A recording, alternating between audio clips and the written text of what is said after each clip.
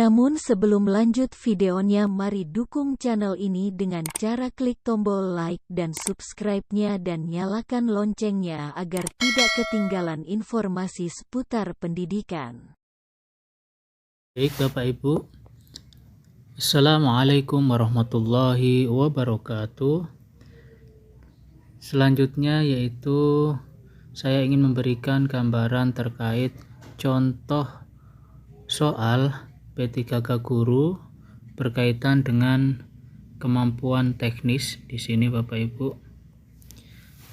Baik, langsung saja Bapak Ibu. Soal nomor 1. Apabila dalam proses belajar peserta didik melakukan sesuatu sampai dengan mendapatkan respon yang tepat dan sesuai dengan apa yang diinginkan, serta menghilangkannya apabila dirasakan tidak sesuai. Hal ini merupakan prinsip belajar dari A. Konseptualisasi, B.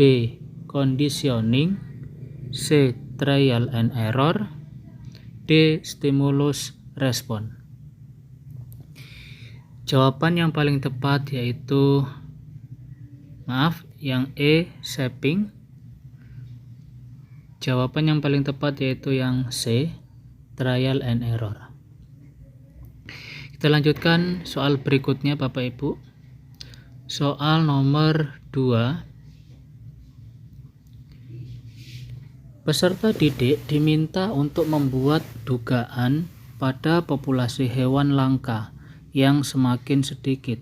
Hal ini termasuk kegiatan untuk mengembangkan kecerdasan A. Visual spasial, B. Verbal linguistik, C. Naturalis, D. Logis matematis, E. Kinestetis. Jawaban yang paling benar yaitu yang D. Logis matematis. Kita lanjutkan soal berikutnya, soal nomor 3. Peserta didik dalam suatu kelas gaya belajarnya beragam, ada yang visual, auditori, dan kinestetik. Namun, kegiatan pembelajaran selama ini masih banyak yang konvensional, klasikal.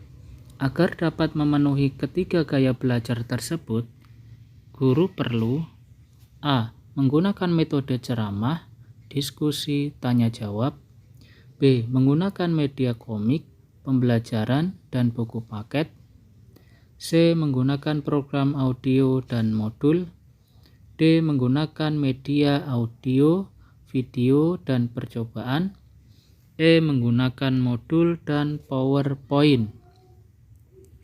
Jawabannya yang paling tepat yaitu yang D.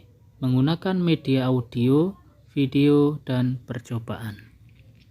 Kita lanjutkan soal berikutnya, soal nomor 4.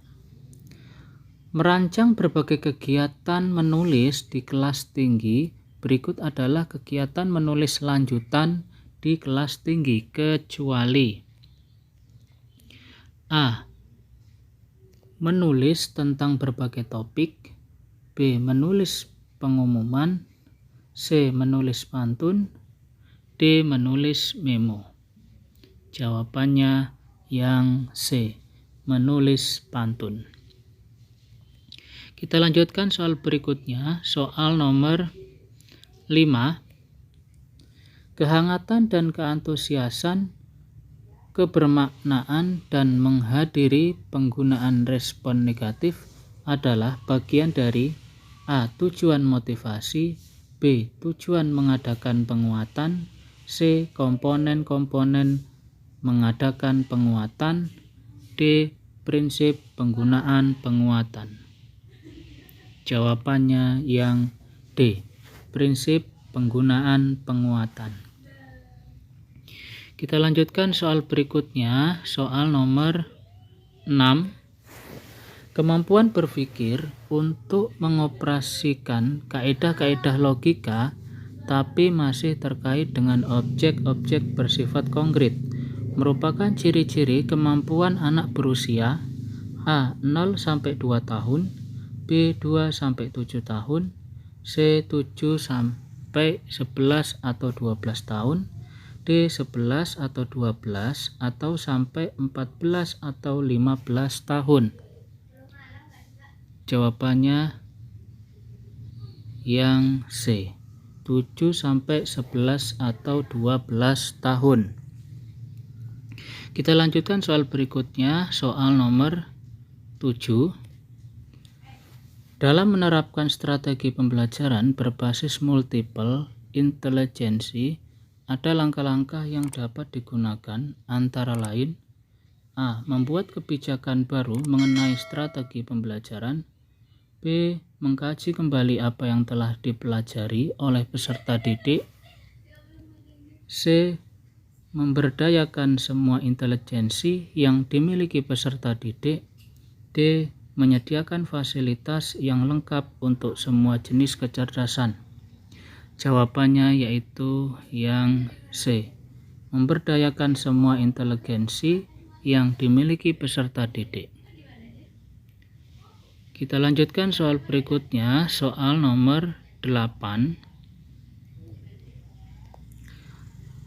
Hal yang mengandung makna Pancasila sebagai kaidah dasar negara bersifat: A. Jujur dan adil.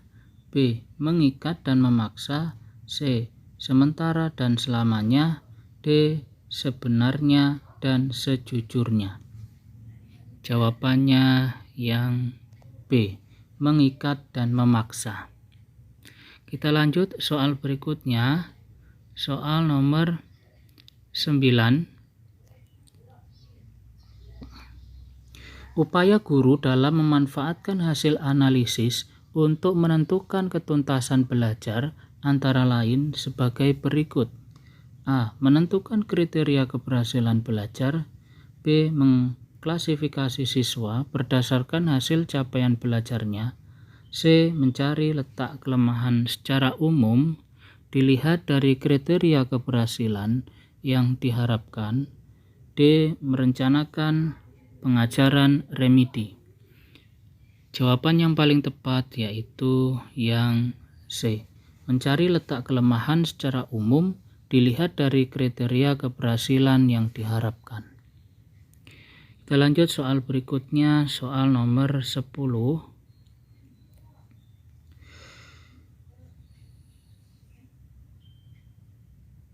Yang merupakan kalimat petunjuk adalah: A. Minumlah obat ini setelah makan. B. Aduh, aku lupa membawa obat mah. C. Benarkah rumah Pak Ahmad bercat hijau? D. Alangkah indahnya pemandangan di desa ini. Jawabannya yang paling tepat yang A. Minumlah obat ini setelah makan. Kita lanjutkan soal berikutnya. Soal nomor 11. Tolak ukur dari kompetensi dasar yang dipelajari siswa sehingga muatan kemampuan yang ada di dalamnya harus sejalan dengan muatan kemampuan pada kompetensi dasar. Komponen yang dimaksud adalah: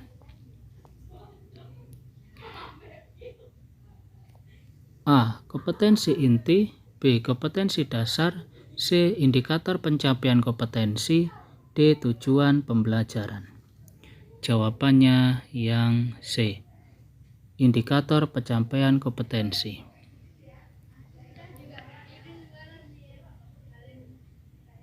Kita lanjutkan soal berikutnya, soal nomor 12.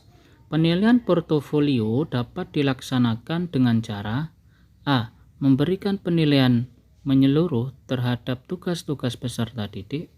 B. Mengumpulkan lembaran-lembaran jawaban hasil tes harian dan ulangan hari akhir semester tiap peserta didik.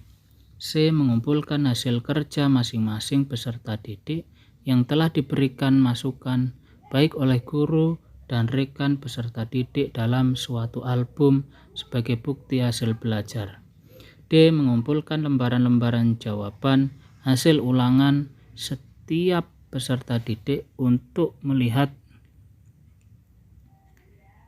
kesulitan peserta didik dalam memahami pokok bahasan tertentu dan kemudian diberikan pembelajaran tes remedi. Jawabannya yang C. Mengumpulkan hasil kerja masing-masing peserta didik yang telah diberikan masukan baik oleh guru dan rekan peserta didik dalam suatu album sebagai bukti hasil belajar. Kita lanjutkan soal berikutnya, soal nomor 13. Penggunaan huruf kapital di bawah ini yang benar adalah A. Kapan Bapak berangkat? Tanya Dirman. B. Presiden Jokowi berkunjung ke Blora. C. Dari Ave Maria ke jalan lain ke Roma. D. Teluk Bone sungguh indah dan mengagumkan. Jawabannya yang C. Dari Ave Maria ke jalan lain ke Roma. Kita lanjutkan soal berikutnya, yaitu soal nomor 14.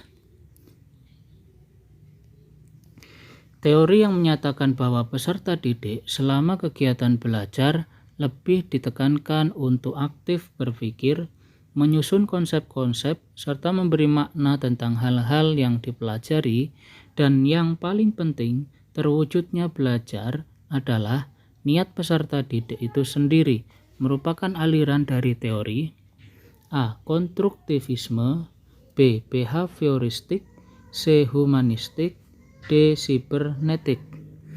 Jawaban yang paling tepat yaitu yang kognitivistik. Jawabannya yang A. Konstruktivisme. Kita lanjutkan soal berikutnya, soal nomor 15. Kegiatan pembelajaran yang diawali dengan pemberian rangsangan, mengidentifikasi masalah, melakukan pengumpulan data, dan mengolah data sehingga mampu memberikan pembuktian dan menarik kesimpulan sesuai dengan model pembelajaran A. Problem-based learning, B. Inquiry learning, C. Discovery learning, D. Integrated learning. Jawabannya yang E. Project-based learning. Jawabannya yang C, yaitu discovery learning. Kita lanjutkan soal nomor 16. Contoh penerapan teori behaviorisme yang dilakukan oleh guru saat ini dalam media digital dalam praktek pembelajaran adalah A. Internet dan PowerPoint, B. Internet dan media Zoom, C. PowerPoint dan Microsoft Word, D. Google dan YouTube, E. PowerPoint dan multimedia. Jawabannya yang paling tepat yaitu yang E. PowerPoint dan multimedia. Kita lanjutkan soal nomor 17.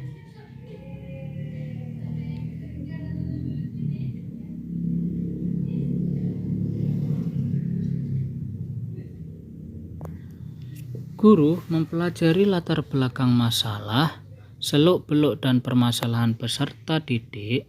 Ketika kemudian guru memberikan informasi atau pengetahuan yang memadai peserta didik, maka hal ini merupakan tahap kreativitas dalam A.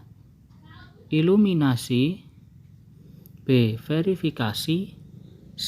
Inkubasi, D. Persiapan meletakkan dasar, dan E. Produksi. Jawabannya yang D. Persiapan meletakkan dasar. Kita lanjutkan soal berikutnya, soal nomor 18. Belajar merupakan usaha pemberian makna oleh peserta didik kepada pengalamannya melalui asimilasi dan akomodasi yang menuju pada pembentukan struktur kognitifnya. Memungkinkan mengarah kepada tujuan tersebut merupakan teori belajar A. Konstruktivisme, B. Humanisme, C. Behaviorisme, D. Sibernetik, E. Kognitivisme. Jawabannya yang A, konstruktivisme. Kita lanjut soal berikutnya, soal nomor 19. Apabila peserta didik belum siap untuk melakukan keterampilan berpikir tingkat tinggi, maka strategi yang dilakukan guru adalah A. Mengidentifikasi peserta didik, baik yang sudah siap maupun yang belum siap, untuk mengikuti pembelajaran dengan proses berpikir tingkat tinggi. B. Tetap melakukan kegiatan pembelajaran dengan keterampilan berpikir tingkat tinggi dengan meminta peserta didik untuk fokus.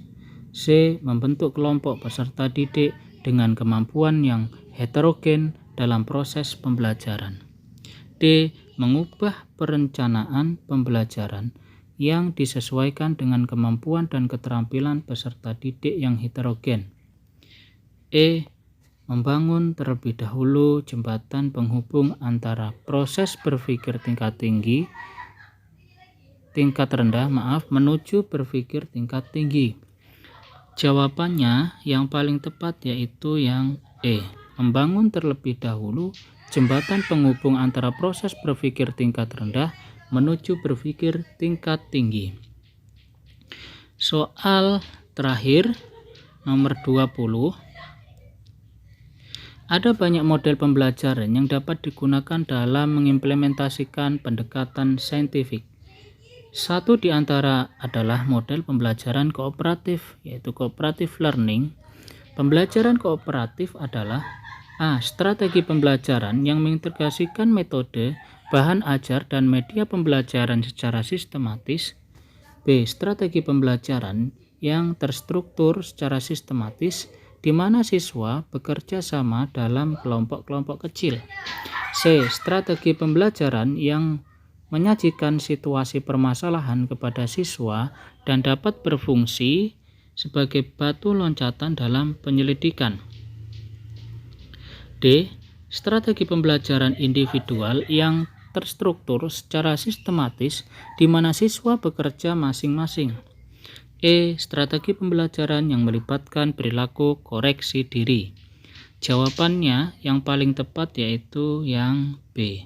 Strategi pembelajaran yang terstruktur secara sistematis, di mana siswa bekerja sama dalam kelompok-kelompok kecil. Baik Bapak Ibu, mungkin seperti itu gambaran terkait contoh soal P3K pada tahun 2023 ini terkait yaitu kemampuan teknis. Semoga Bapak Ibu diberikan kemudahan dan kelancaran dalam menjawab soal-soal P3K pada tahun ini. Sekian, wabillahi taufiq wal hidayah. Wassalamualaikum warahmatullahi wabarakatuh.